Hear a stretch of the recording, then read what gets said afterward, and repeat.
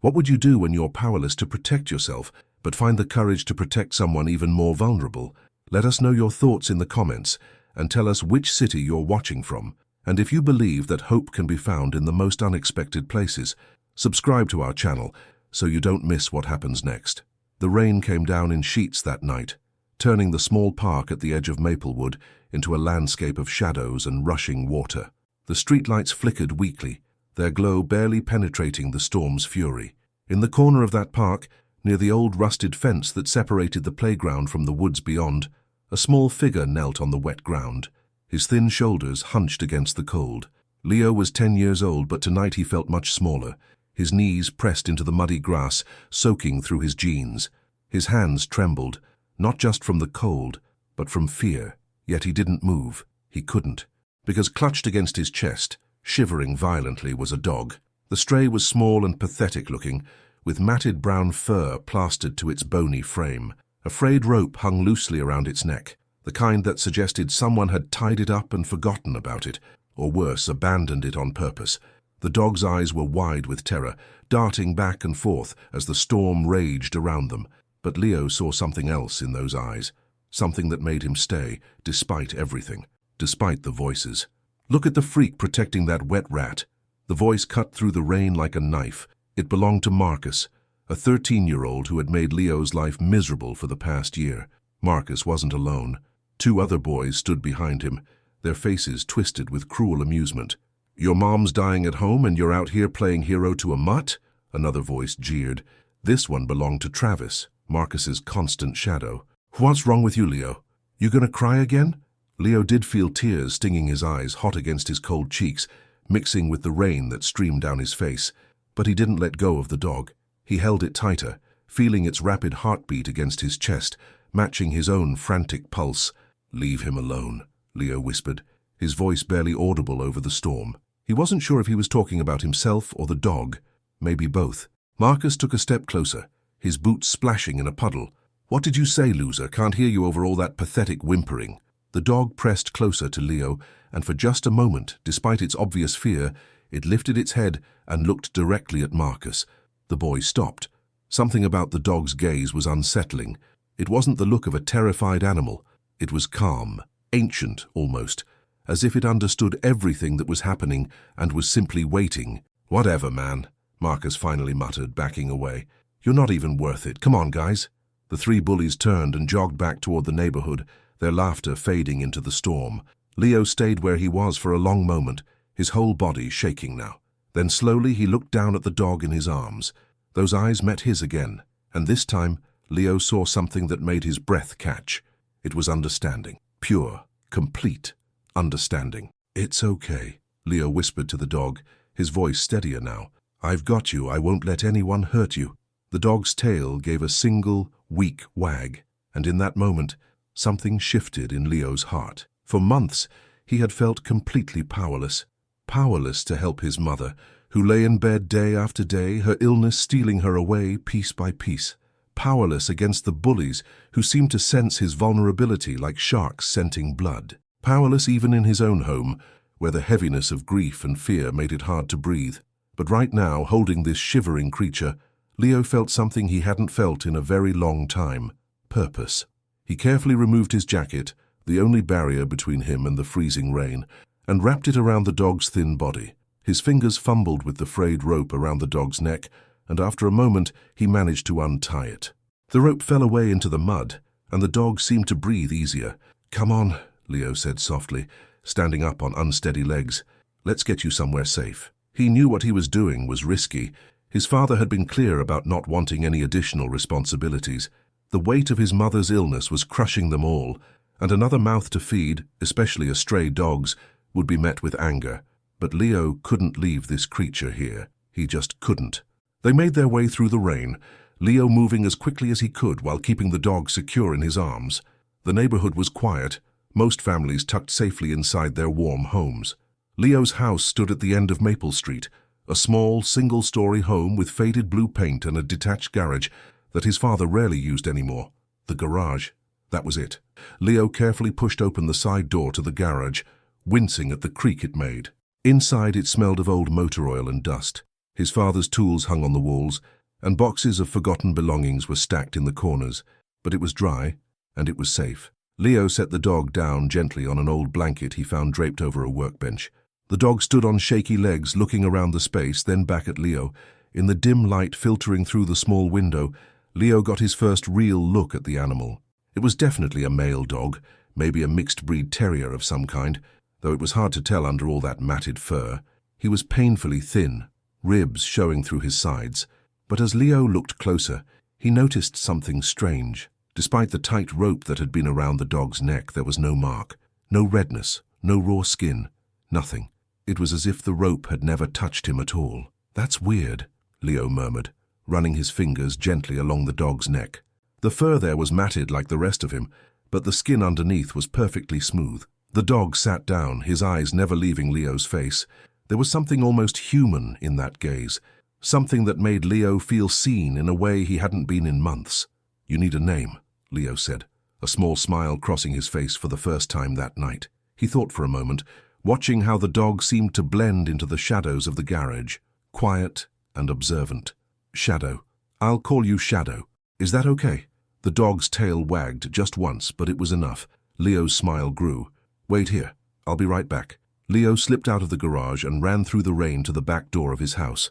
Inside, the kitchen was dark except for the small light above the stove. His father must be upstairs with his mother. Leo grabbed a plastic bowl from the cabinet and stepped back outside, holding it up to catch the rainwater pouring from the gutter. When it was half full, he hurried back to the garage. "Here," Leo said, setting the bowl down in front of Shadow. "I know it's just rainwater, but it's clean. Tomorrow I'll get you something better."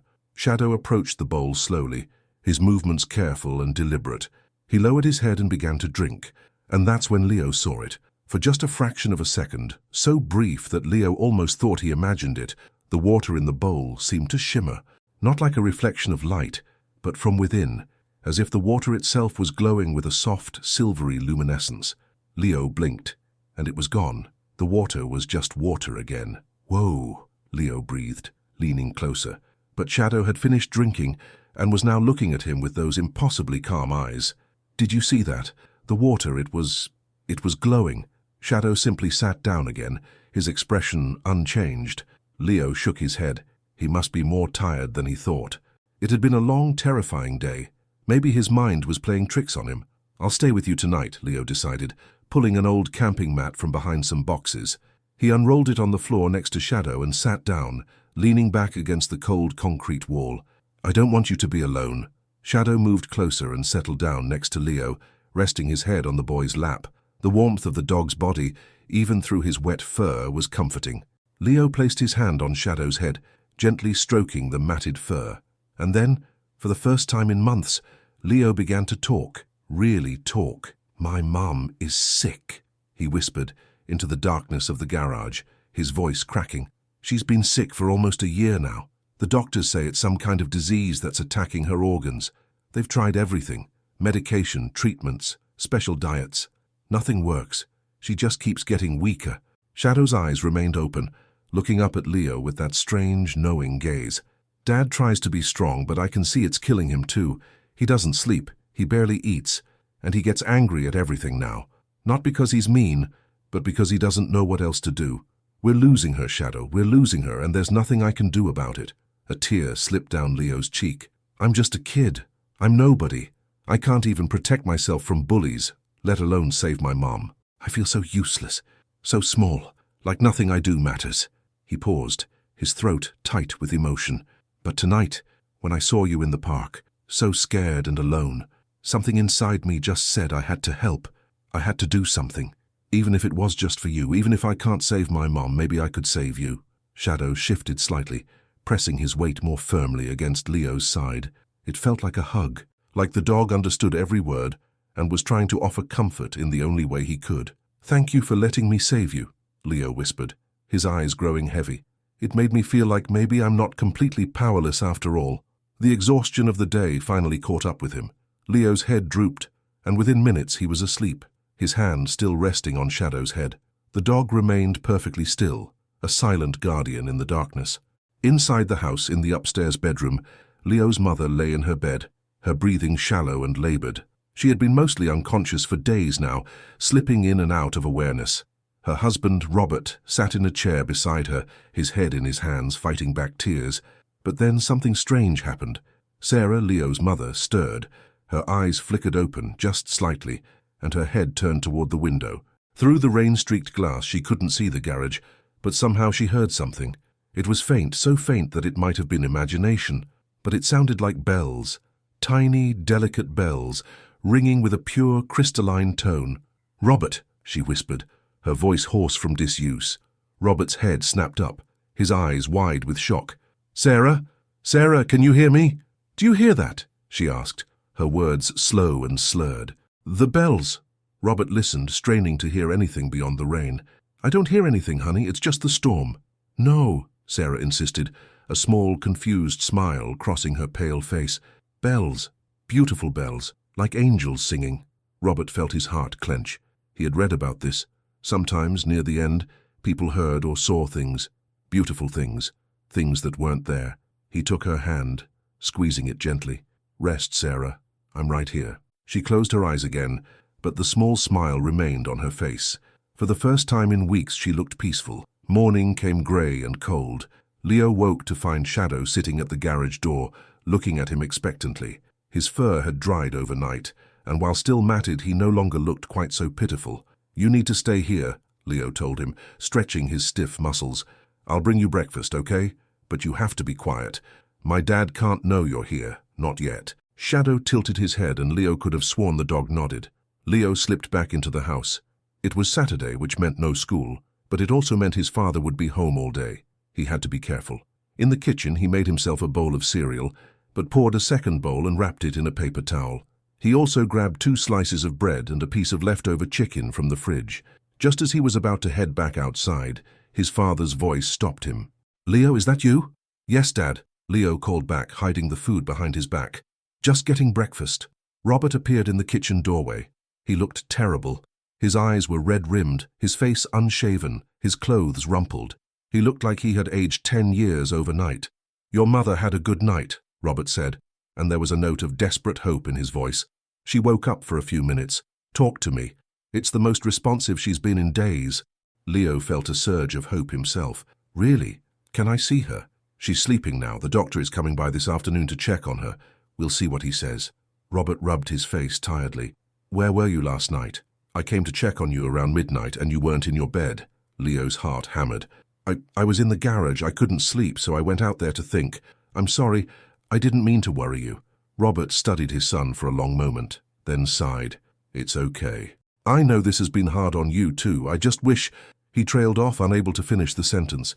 "Just stay close to the house today, all right? In case your mother wakes up again." "I will, Dad. I promise." As soon as his father disappeared back upstairs, Leo bolted for the garage. Shadow was waiting exactly where Leo had left him, his tail wagging slightly when the door opened. "Here," Leo said, unwrapping the food. "I know it's not much, but it's all I could get without Dad noticing." Shadow ate carefully, almost politely, as if he had been taught table manners. When he finished, he sat back and looked at Leo with those impossibly expressive eyes. "My mom woke up last night," Leo told him, sitting down cross-legged on the floor. "Dad said she talked to him. That's really good, Shadow. Maybe she's getting better. Maybe there's hope." He spent the morning in the garage with Shadow, only leaving to check on his mother and to grab lunch. His father seemed distracted, alternating between hopeful and deeply afraid. The doctor's visit was scheduled for 2 in the afternoon. When Dr. Martinez arrived, Leo hovered anxiously in the hallway outside his mother's room. He could hear the murmur of voices, the sound of medical equipment, his father's tense questions. After what felt like hours, but was probably only 20 minutes, the doctor emerged, followed by Robert. Dr. Martinez's face was grave. Leo felt his stomach drop. "Mr. Hayes," the doctor said gently, "I need to be honest with you. The temporary improvement last night was likely just that, temporary. These brief rallies sometimes happen near the end. Her vitals are actually worse than they were yesterday. Her heart is weakening, her kidneys are beginning to fail. I think you need to prepare yourself and Leo for what's coming." "How long?" Robert's voice was barely audible. "Hours. Maybe a day or 2 at most. I'm so very sorry." Leo felt the world tilt. Hours. His mother had only hours left. All the hope from the morning evaporated. replaced by a crushing weight of grief and despair. Dr. Martinez left, promising to return in the evening to check on Sarah again. Robert stood in the hallway, staring at nothing, his face blank with shock. Then suddenly he seemed to focus on Leo. "You should go spend time with her," Robert said, his voice hollow. "While she can still hear you, tell her you love her." Leo nodded numbly and walked into his mother's room. She looked so small in the bed, her skin pale and waxy, her breathing labored. He took her hand, which felt cold and fragile, like paper. "Mom," he whispered. "It's me. It's Leo." There was no response. Her eyes remained closed, her face peaceful but absent. "I love you, Mom, so much. Please don't leave me, please." Still nothing. Leo sat there for a long time, holding her hand, tears streaming silently down his face. Eventually, he couldn't take it anymore. The room felt like it was suffocating him. He stumbled out into the hallway and headed for the garage, needing to be with the one creature who seemed to understand his pain. But as he reached the bottom of the stairs, he heard his father's voice, sharp and angry, coming from the garage. "No, no, no, no!" Leo ran. He burst through the garage door to find his father standing over Shadow, his face red with fury and grief. "What is this?" Robert demanded, whirling on Leo. "You brought a stray dog here now while your mother is dying?" "Dad, please, we don't have money for a pet, Leo. We can barely afford your mother's medications. And you bring home some filthy stray." Shadow backed away from Robert's anger, but he didn't cower. He simply moved behind Leo, pressing against the boy's legs. "He's not filthy, and he doesn't eat much. I'll take care of him, I promise. Dad, please, he's my friend." Leo was crying now, his voice breaking with desperation. "Friend? Leo, we don't have time for this. Your mother is upstairs dying, and you're worried about a dog?" Robert's voice cracked on the last word, and suddenly all the anger drained out of him, replaced by raw, overwhelming pain. "Get it out of here, now! Take it to the shelter or let it go, I don't care. But I want it gone." "No!" Leo moved to stand fully in front of Shadow. "Please, Dad, just for tonight, just let him stay for tonight. I need him." Robert stared at his son, at the absolute desperation in Leo's face, and something inside him broke. He looked so much like Sarah in that moment. That same stubborn kindness, that same refusal to turn away from something in pain. "Fine," Robert said, his voice exhausted. "Tonight. But tomorrow he goes. Understand?" "Yes, yes, thank you, Dad. Thank you." Robert left without another word. Leo collapsed to his knees, hugging Shadow tightly. "It's okay," he whispered into the dog's fur. "It's going to be okay. Somehow it has to be okay." But he didn't believe his own words. His mother was dying upstairs. His father was falling apart. And tomorrow he would lose Shadow too. Everything was falling apart, and there was nothing he could do to stop it. The afternoon faded into evening. Robert had called extended family, preparing them for the worst. Leo's grandparents arrived, his mother's sister, a few close friends. The house filled with hushed voices and suppressed tears. Everyone took turns sitting with Sarah, saying their goodbyes to someone who couldn't hear them. Leo couldn't stay in the house. The weight of impending grief was too heavy. He spent the time in the garage with Shadow, sitting in silence. The dog seemed to sense the gravity of the situation. He stayed close to Leo, occasionally resting his head on the boy's lap, offering wordless comfort. As night fell, Leo's father appeared in the garage doorway. "Leo," he said quietly, "you should come inside. It's time." The words Leo had been dreading.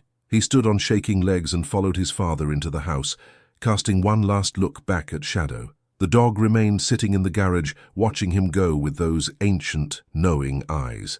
Inside, the family was gathered in the bedroom. Sarah lay in the center of the bed, her breathing so shallow it was almost imperceptible. A heart monitor beeped slowly, erratically. The sound seemed to echo in the hushed room like a countdown. Leo's grandmother pulled him into a hug, tears streaming down her weathered face. "It's okay, sweetheart, she's not in pain, she's just going to sleep." But Leo didn't want her to sleep. He wanted her to wake up. He wanted her to be healthy and strong and laughing like she used to. He wanted everything to go back to the way it was before the sickness came and stole her away. Robert sat on the edge of the bed, holding Sarah's hand. "I love you," he whispered to her. "I will always love you. Thank you for everything. Thank you for Leo. Thank you for the life we had together." The monitor's beeping slowed. Sarah's chest barely rose and fell. This was it, the final moment, the point of no return. And then, from downstairs, they heard a sound. It was the garage door creaking open. Footsteps, soft and padded, on the stairs. Everyone turned toward the bedroom door just as Shadow appeared in the doorway. "How did that dog get in the house?" Leo's aunt asked, confused. But Leo wasn't listening. He was watching Shadow, who moved through the gathered family with calm purpose, as if he had every right to be there. No one stopped him. Something about the dog's demeanor made them all simply step aside. Shadow walked to the bed. He looked up at Robert, who stared back in shock. Then Shadow turned his attention to Sarah. For a long moment, he simply stood there, gazing at the dying woman with those impossibly expressive eyes. Then Shadow opened his mouth and barked. But it wasn't a bark. Not really. It was a sound unlike anything anyone in that room had ever heard. It was pure and clear, resonating like a crystal bell, like a perfect musical note sustained in the air. It filled the room, seeming to come from everywhere and nowhere at once. And as that sound echoed through the space, something impossible happened. The room filled with light, warm, golden light that seemed to have no source. It didn't come from the lamps or the window. It simply existed, washing over everything like a wave of pure warmth. The heart monitor, which had been beeping slower and slower, suddenly jumped. The rhythm became strong, steady, regular. Sarah's chest, which had barely been moving, rose in a deep, full breath. Color flooded back into her cheeks. Her eyes, which had been closed for days, flew open. "Leo," she said, her voice clear and strong. The room erupted in gasps and cries. Robert nearly fell off the bed in shock. Leo's grandmother made a sound that was half laugh, half sob. Everyone stared in absolute disbelief as Sarah pushed herself up into a sitting position, looking around with alert, focused eyes. What happened?" she asked, confused by all the stunned faces. "Why is everyone crying? And why is there a dog in my bedroom?" Dr. Martinez, who had been standing in the corner, rushed forward with his stethoscope. With shaking hands, he listened to Sarah's heart, checked her pulse, looked into her eyes. His expression went from disbelief to confusion to something like fear. "This is impossible," he whispered. "Your heart is strong. Your breathing is clear. Your color is healthy. Mrs. Hayes, an hour ago you were on the verge of death. Now you're—" "I feel fine," Sarah said, looking down at her hands as if seeing them for the first time. "Actually, I feel wonderful.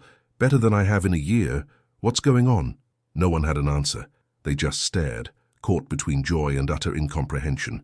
All except Leo. Leo was staring at Shadow, who had quietly moved back to the doorway. The dog met his gaze, and for just a moment, Leo could have sworn he saw Shadow smile. Then Shadow turned and walked calmly out of the room, his tail wagging gently. Leo followed, his heart pounding. He found the dog at the bottom of the stairs, sitting and waiting, as if knowing Leo would come. "That was you," Leo breathed, kneeling down in front of Shadow. "You healed her. How? What are you?" Shadow simply looked at him with those calm, ancient eyes. Then he leaned forward and gently licked Leo's cheek, a gesture so tender and so full of affection that Leo burst into tears. But these weren't tears of grief. They were tears of joy, of relief, of overwhelming gratitude. "Thank you," Leo sobbed, throwing his arms around Shadow's neck. "Thank you, thank you, thank you." Upstairs they could hear the sound of happy crying, of amazed laughter, of Dr. Martinez making phone calls to other doctors, his voice frantic with excitement. But down here, in the quiet of the stairwell, it was just Leo and Shadow, and that was perfect. The next few weeks transformed the Hayes household completely. Sarah's recovery was nothing short of miraculous. Dr. Martinez brought in specialists from across the state. They ran every test imaginable, scans, blood work, biopsies, everything, and every single result came back the same way, healthy, completely, inexplicably healthy. The disease that had been destroying her organs was simply gone, vanished, as if it had never existed. The medical community was baffled. Dr. Martinez wrote papers about her case. Researchers wanted to study her. The local news even did a story, calling it a medical mystery. But the Hayes family knew the truth, even if they couldn't explain it. It was Shadow. Robert, who had been so adamant about not keeping the dog, became Shadow's most devoted caretaker. He built a proper doghouse in the backyard, bought the best food, even took Shadow to a groomer to deal with all that matted fur. When the groomer was done, they discovered that Shadow was actually quite handsome, a scruffy terrier mix with intelligent eyes and a gentle demeanor. "I was wrong about you, boy," Robert told Shadow one afternoon, sitting on the back porch while the dog lounged at his feet. "I'm sorry I tried to make Leo get rid of you. You gave me back my wife." You gave Leo back his mother. I'll never forget that." Shadow's tail thumped against the porch, and Robert could have sworn the dog understood every word. Leo, for his part, was transformed. The shy, frightened boy who had cowered from bullies seemed to have disappeared. In his place was someone stronger. Not physically stronger, but stronger in spirit. He walked taller. He spoke more confidently. When Marcus and his friends tried to bully him again at school, Leo simply looked at them and said, "I don't have time for this," and walked away. And somehow that was enough. They left him alone after that. His teachers noticed the change too. Leo started raising his hand in class. He made friends with other quiet kids. He even joined the school's animal welfare club, much to everyone's surprise.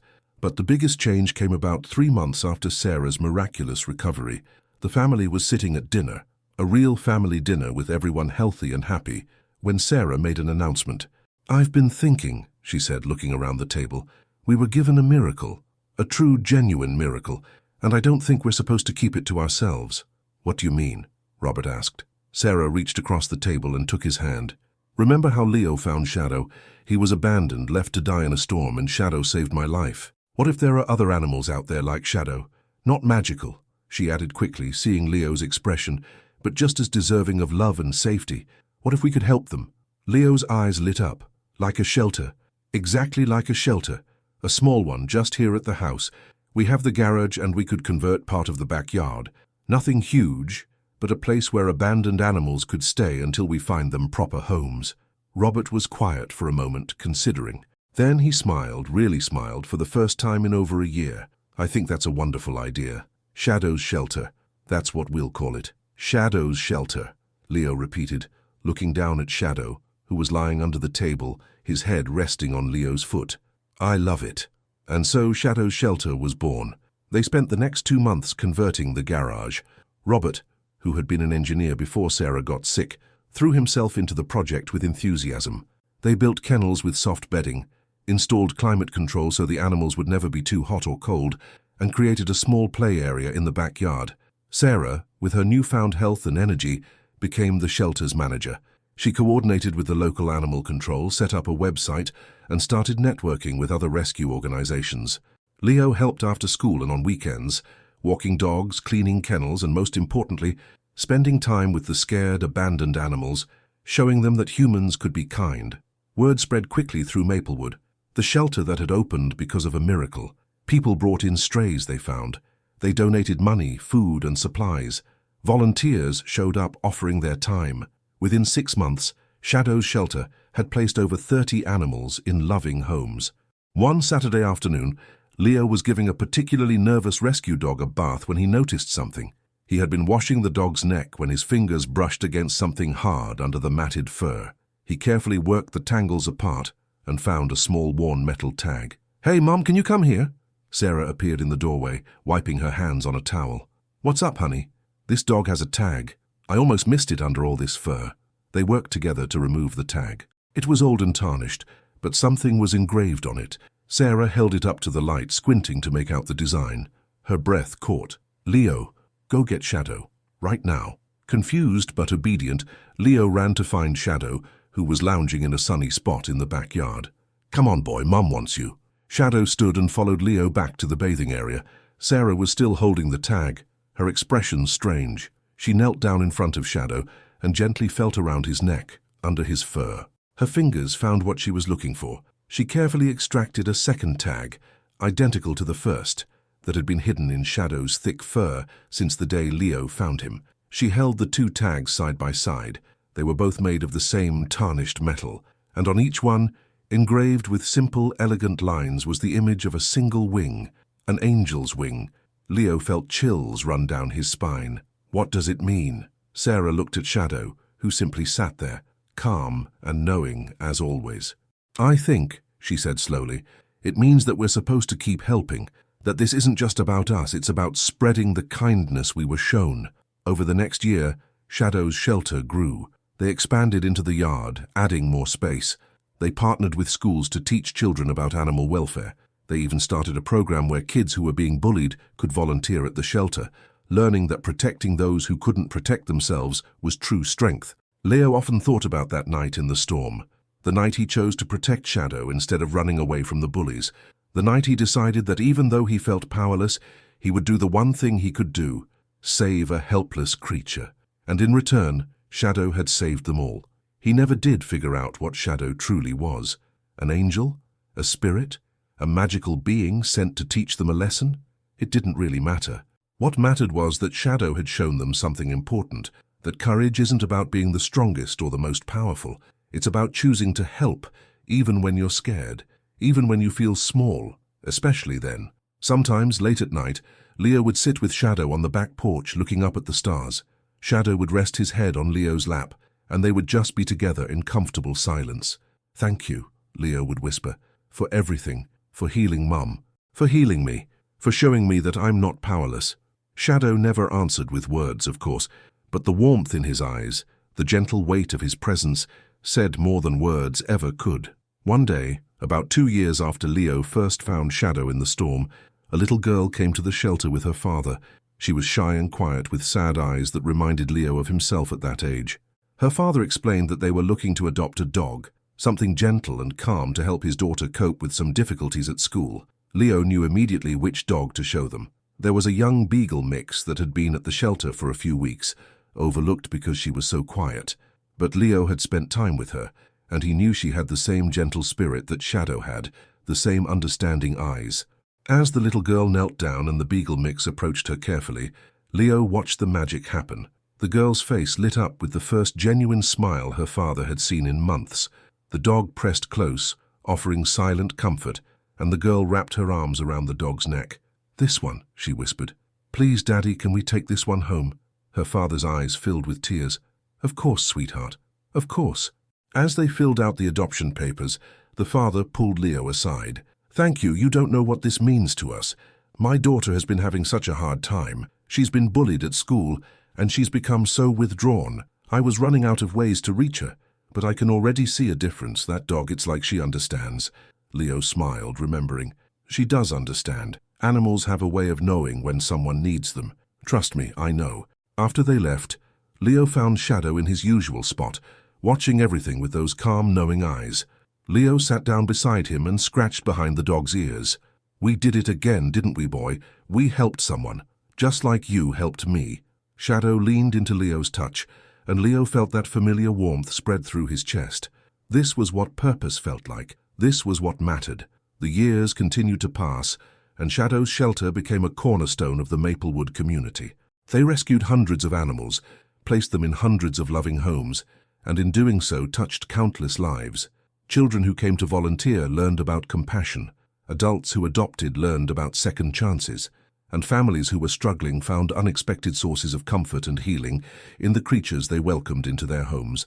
Leo grew from a boy into a young man.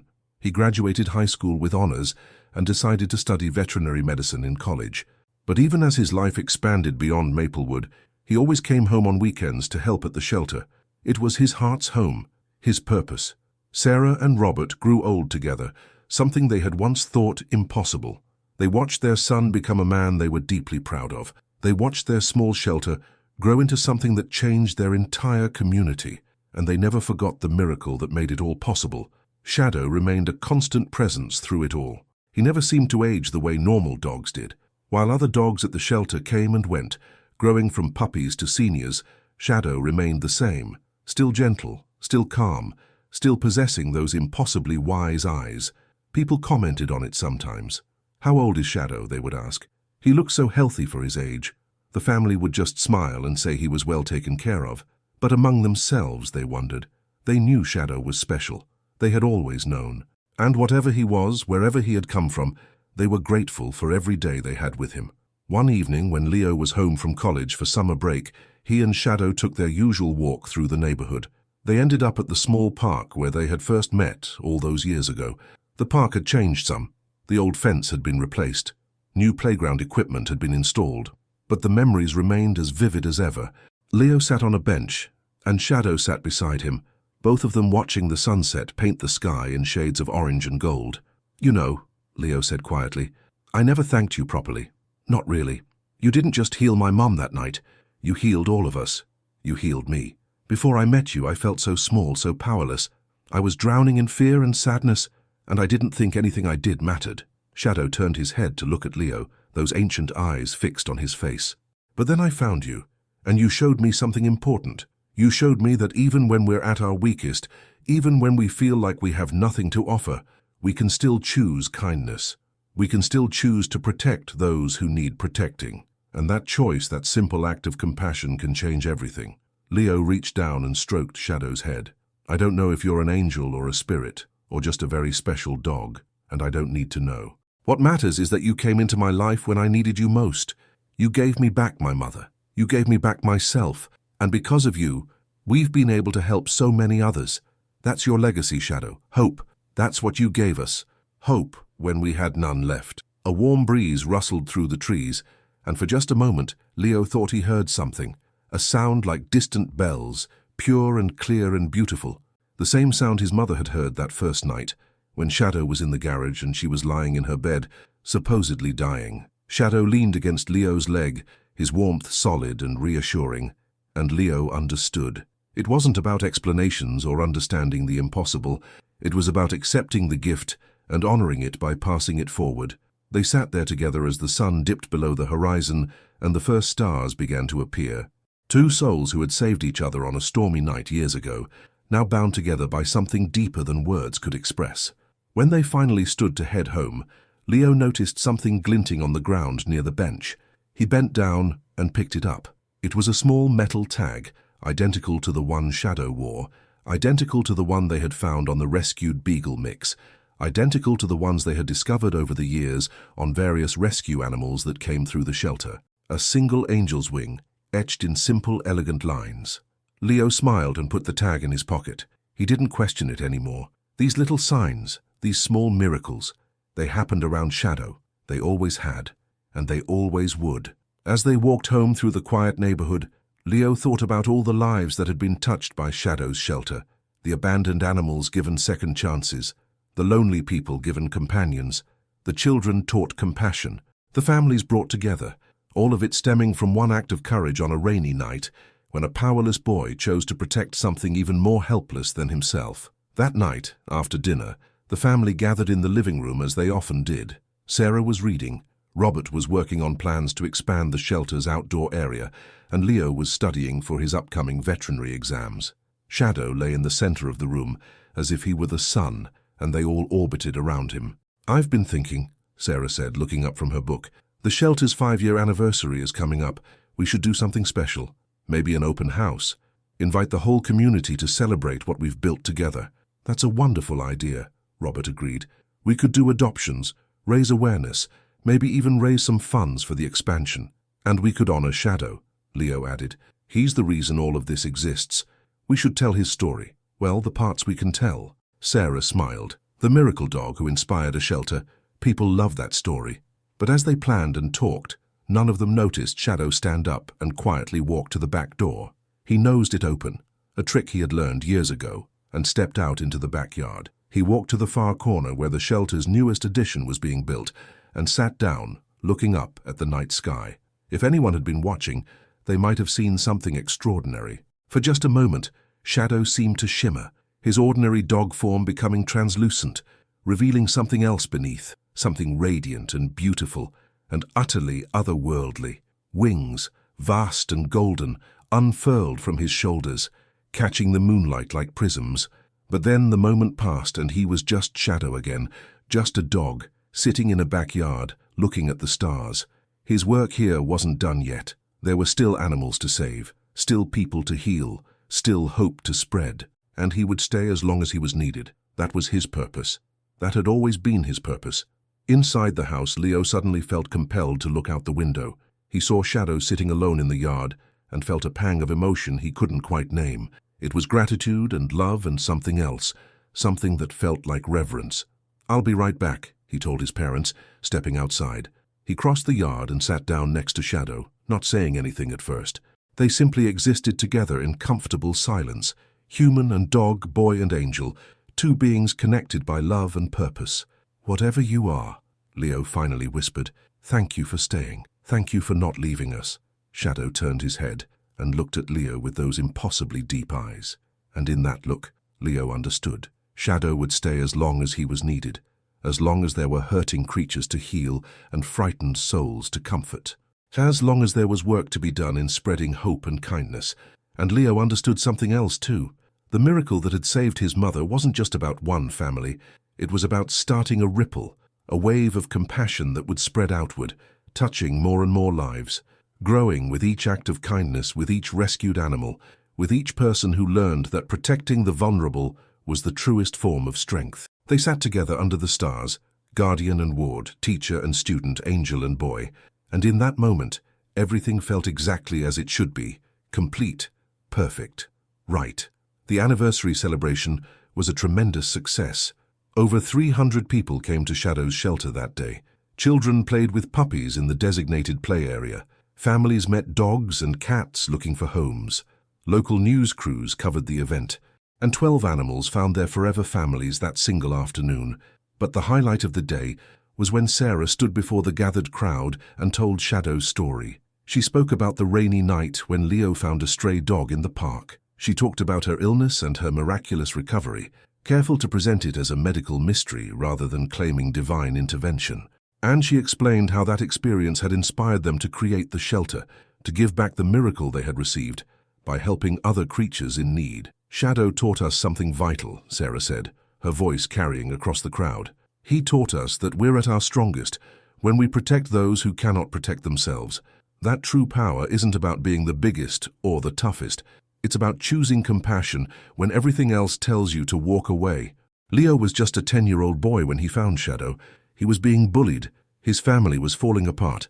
He had every reason to ignore that scared dog and save himself, but he didn't. He chose kindness instead, and that choice changed everything. She paused, looking out at the faces before her, parents holding children, teenagers volunteering their time, elderly couples who had adopted senior dogs, all of them touched in some way by the shelter's work. Each of you carries that same power. Every time you adopt instead of shop, every time you volunteer your time, every time you speak up for a creature that has no voice, you're choosing to be like Leo was that night. You're choosing to be a guardian for the vulnerable. And that choice creates ripples that spread farther than you could ever imagine. The crowd applauded, and Leo, standing off to the side with Shadow beside him, felt tears prick his eyes. His mother was right.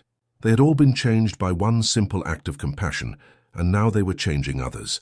Later that evening, after the crowds had gone and the shelter had quieted down, the family sat on the back porch, exhausted but happy. Shadow lay at Leo's feet, his eyes half closed in contentment. 12 adoptions in one day, Robert marveled. That's a record for us. And the donations, Sarah added. We raised enough to complete the expansion, and then some. We can add 4 more kennels and improve the medical area. That means we can help even more animals, Leo said, grinning. Shadow, you hear that? We're growing. Shadow's tail thumped lazily against the porch, and the family laughed. As the sun set and the stars began to emerge, Leo thought about the journey they had been on, from that desperate, stormy night to this moment of triumph and community. It had been 5 years, but it felt like a lifetime. He had grown from a frightened child into someone with purpose. His mother had gone from death's door to vibrant health. His father had transformed from a man broken by grief to someone filled with passion for their mission. And through it all, Shadow had been there, constant, steady, loving. Do you ever wonder, Leo asked his parents quietly, what would have happened if I hadn't found Shadow that night? If I had just run from the bullies and left him there? Sarah reached over and squeezed her son's hand. I try not to think about that, but I believe things happen for a reason. You found Shadow because you were meant to find him, because you were the kind of person who would choose to help, even when it was hard. That's who you've always been, Leo. Shadow just helped you see it. Your mother's right, Robert added. Shadow may have worked a miracle, but you had to have the courage to bring him home in the first place. The miracle started with you, son. Never forget that. Leo looked down at Shadow, who had opened his eyes and was gazing up at him with that familiar expression of infinite understanding and love. And Leo realized his parents were right. Yes, Shadow was special. Yes, Shadow had healing powers or magic or whatever it was. But the story didn't start with Shadow's abilities. It started with a choice, a simple human choice to show compassion when it would have been easier to turn away. That was the real miracle. Not the healing, but the choice that made the healing possible. As Leo drifted off to sleep that night, Shadow curled up at the foot of his bed as he always did.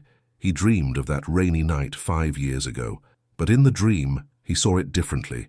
He saw himself from above, a small boy kneeling in the mud, protecting a shivering dog from bullies and storm alike, and he saw the light that choice created, a golden glow that started small but grew and grew, spreading outward in waves, touching his mother, his father, the animals they rescued, the families who adopted, the children who volunteered, spreading and spreading until it illuminated the entire town. One choice, one act of compassion, and it had changed everything.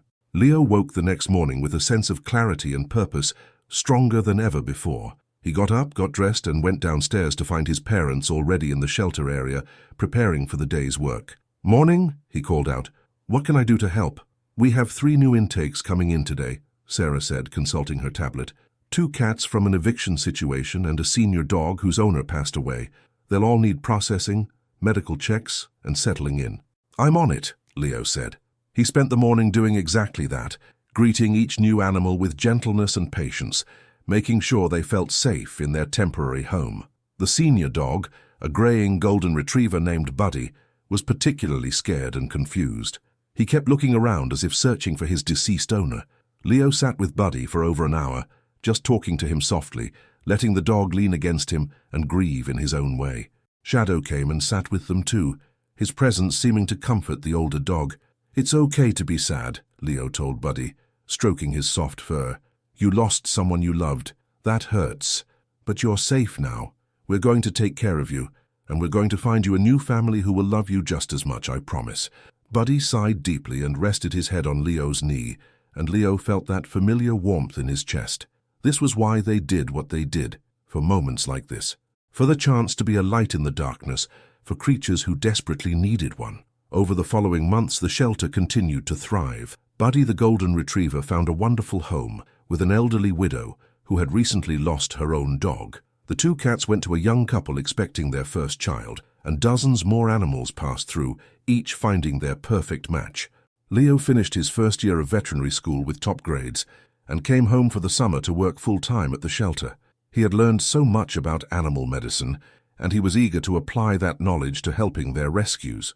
One afternoon, while giving vaccinations to a litter of puppies that had been abandoned in a box by the highway, Leo had a realization. He looked up at his mother, who was helping hold the squirming puppies still. "Mom, I know what I want to do after I finish school." "What's that, honey?" "I want to come back here. I want to be the shelter's veterinarian. I could provide medical care for all our animals, do low-cost clinics for the community, maybe even expand to help farm animals and wildlife. This is where I belong. This is where I can do the most good." Sarah's eyes filled with tears. "Leo, that would be wonderful. But are you sure? You could work anywhere, do anything. Don't limit yourself because of us." "I'm not limiting myself. I'm choosing my purpose. Shadow taught me that, remember? It's not about being powerful or important. It's about choosing to protect and heal those who need it most. This is my calling, Mum. I'm sure." Sarah pulled her son into a tight hug. "Then we would be honored to have you." That night, Leo told Shadow about his decision as they took their evening walk. They had made it a ritual over the years, these walks. A time for Leo to think out loud, and for Shadow to listen with that perfect, non-judgmental understanding. "I'm going to come back," Leo told the dog. "After school, I'm coming home. This is where I'm meant to be. You showed me that. You showed me that the greatest thing any of us can do is use whatever gifts we have to help those who can't help themselves." Shadow looked up at him, and Leo could have sworn the dog was smiling. They walked in comfortable silence for a while, through the neighborhood that had become so familiar, past houses where families were eating dinner, where children were playing in yards, where life was happening in all its ordinary, beautiful complexity. "You know," Leo said as they headed back toward home, "I used to think I was nobody, just a scared kid who couldn't even stand up to bullies. But you helped me see that I was wrong. We're all somebody. We all matter. And we all have the power to create miracles, just by choosing kindness over fear." They reached the house and Leo paused at the front door, looking down at Shadow one more time. "Thank you, boy, for everything. For then, for now, for always." Shadow barked once, soft and gentle, and the sound seemed to carry that same quality it always had. That pure, clear resonance that spoke of something beyond the ordinary world, something divine. The years continued their march forward. Leo graduated from veterinary school and returned to Maplewood just as he had promised. He built a small clinic attached to the shelter, where he provided care not just for their rescue animals, but for any pets whose families couldn't afford traditional veterinary fees. His pay-what-you-can policy became famous throughout the region. People drove from hours away to see the young veterinarian who treated their beloved pets with skill and compassion, never turning anyone away for lack of money. Shadow's shelter expanded twice more, eventually caring for up to 50 animals at a time. They developed specialized programs, a foster network for animals needing long-term medical care, a therapy dog training program, even a sanctuary area for animals too old or too traumatized to be adopted, where they could live out their days in peace and comfort. Sarah wrote a book about their experiences titled Echoes of Hope: How One Dog Changed Everything. It became a regional bestseller, inspiring others to start similar programs in their own communities. The royalties went entirely back into the shelter. Robert retired from his engineering job and became the shelter's full-time facilities manager, constantly designing improvements and innovations to make the animals more comfortable and the volunteers more effective. And through it all, Shadow remained. He was there for the grand openings and the quiet moments. He was there when scared puppies needed comfort and when grieving families said goodbye to beloved pets. He was there for every victory and every heartbreak, a constant presence of calm and hope. People often asked about him. How old is Shadow now? They would wonder, looking at the dog who never seemed to age, who still moved with the grace of a young animal despite the years that had passed. He's timeless, Leo would answer with a smile, and it was true. On the 10-year anniversary of the night Leo found Shadow in the storm, the family held a special celebration. Not a big public event this time, but an intimate gathering. Just the three of them and Shadow sitting around the dinner table, sharing memories and gratitude. 10 years, Robert marveled. 10 years since that night. Do you remember, Sarah? How scared we were, how hopeless everything seemed. I remember, Sarah said softly. I remember feeling like I was drowning in darkness. And then there was that sound, those bells, and suddenly there was light. Leo reached down and stroked Shadow's head. The dog sat between his chair and Sarah's, as if knowing this night was special. You gave us a miracle, Shadow. But more than that, you gave us a purpose. You showed us how to turn our pain into something beautiful, how to take the worst moment of our lives and transform it into a mission of hope. They sat in comfortable silence for a moment, the weight of the years and the gratitude and the love filling the space between them. I've been thinking, Leo said finally, we should create a foundation, the Shadow's Hope Foundation. We could use it to help other communities start their own rescue programs, spread what we've learned, share what Shadow taught us, take this message of hope and compassion and make it bigger than just us. Sarah and Robert looked at each other, and matching smiles crossed their faces. Yes, Sarah said. Absolutely yes. And so, the Shadow's Hope Foundation was born. They started small, consulting with other animal welfare groups, providing grants to shelters in need, creating educational materials about compassionate animal care. But like everything they touched, it grew. Within 3 years, Shadow's Hope had helped establish rescue programs in 30 communities across 5 states. They trained volunteers, funded facilities, and most importantly, spread the philosophy that had started it all, that protecting the vulnerable was the greatest strength any person could possess. Leo gave speeches at conferences, telling the story of that rainy night over and over, always emphasizing the same points. We are all capable of miracles. We all have the power to change lives.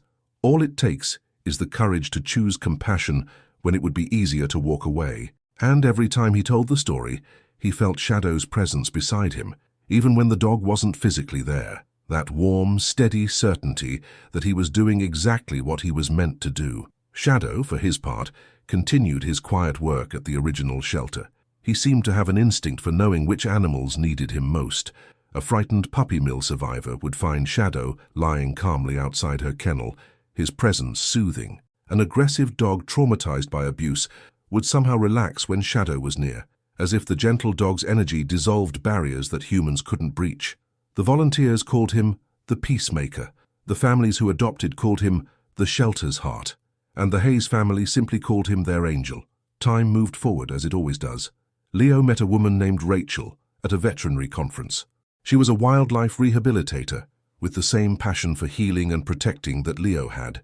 They fell in love over shared stories of rescues and rehabilitation, of animals saved and hope restored.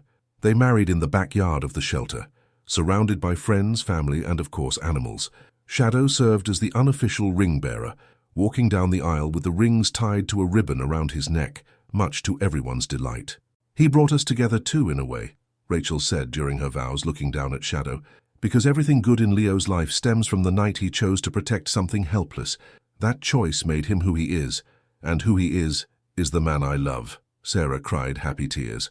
Robert beamed with pride, and Shadow sat at the front of the gathering, his tail wagging gently, as if he knew exactly how important this moment was.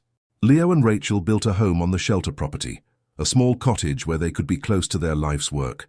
Rachel brought her wildlife rehabilitation expertise to the foundation, expanding their mission to include injured wild animals and habitat conservation. The Shadow's Hope Foundation grew to national prominence.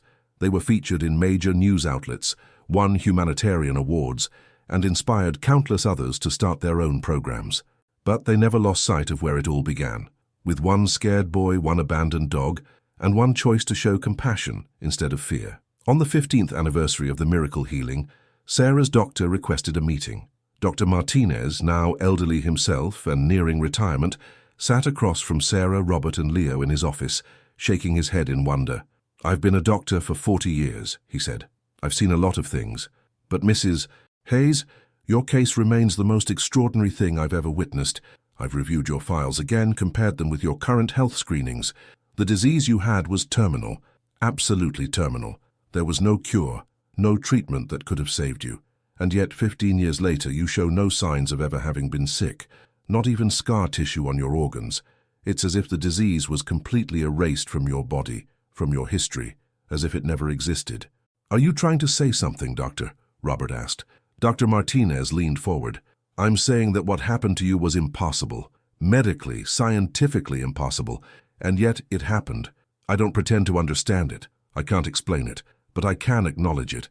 You experienced a genuine miracle, Mrs. Hayes, and the world is better for it." After they left the doctor's office, the family drove back to the shelter in thoughtful silence. When they arrived, they found Shadow waiting for them in his usual spot, sitting calmly in the late afternoon sun. "He knows," Sarah said softly. "Somehow, he always knows when we need him." They sat together on the grass, the whole family, surrounding Shadow, and for a moment, Leo was transported back to that rainy night 15 years ago. He could feel the cold rain, hear the bullies' taunts, feel the weight of his fear and hopelessness. And then he felt the warmth of Shadow's trust, the weight of choosing to protect instead of flee. That choice had led to this moment, to a family healed, a community transformed, a foundation that spread hope across the nation, and hundreds of animals saved, all from one choice, one act of compassion. "Thank you," Leo whispered to Shadow, "not for the first time and certainly not for the last. Thank you for letting me save you. Thank you for saving all of us." Shadow simply rested his head on Leo's lap, his eyes closing contentedly in the warm sun.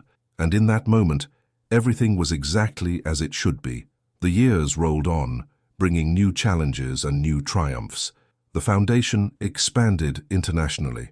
Leo and Rachel had children, a daughter named Hope and a son named Gabriel, who grew up surrounded by rescued animals and stories of compassion.